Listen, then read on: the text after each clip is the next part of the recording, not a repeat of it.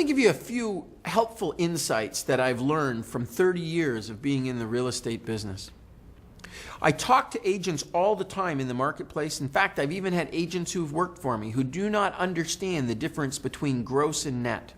What I mean by that is they are exceptional salespeople and they turn a tremendous amount of real estate over.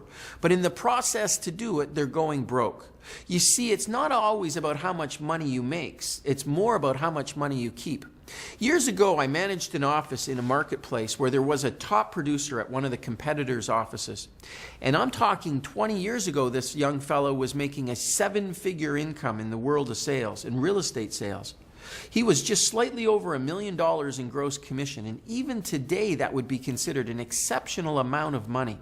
But here's the interesting part. When the dust had settled on his $1 million business, what he was netting was about 10%, or in his case was about $120,000. So he was turning over $1 million in revenue to generate $120,000 worth of net. Why I tell you that is I had a salesperson who worked for me and came into my office, and she said to me, "Chris, I'm looking at so-and-so at the competitor's office. He's doing all of this business. Do you think I need to be doing all of that advertising he's doing? Do you think I need to be buying all of those billboards that he's buying? Do I need to be doing all of the mail he's doing?" And I said to her, let's take a minute and assess the situation.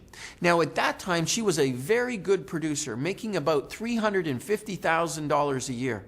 She had a part-time assistant, and when the dust had settled on her expenses and commission and all of that, she was probably netting just around $200,000.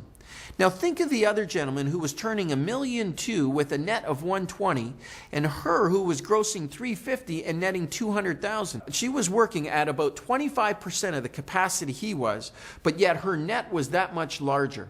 So at the end of the day, who really won? The first fellow, oh, he was great at stroking his ego, and yeah, you would see his billboards everywhere. I think he used to like to drive on his way to the office past his billboards just so he could see himself in the marquee.